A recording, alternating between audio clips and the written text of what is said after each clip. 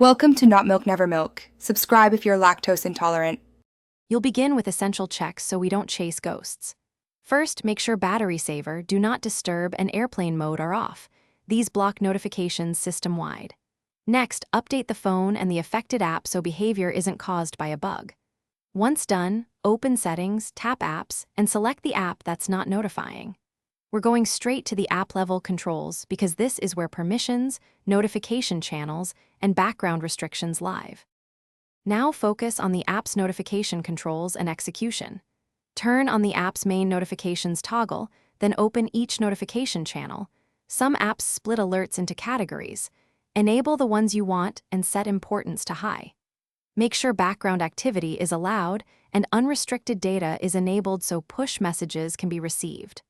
Also verify app permissions like notifications and any context permissions, contacts, calendar that affect how alerts are generated.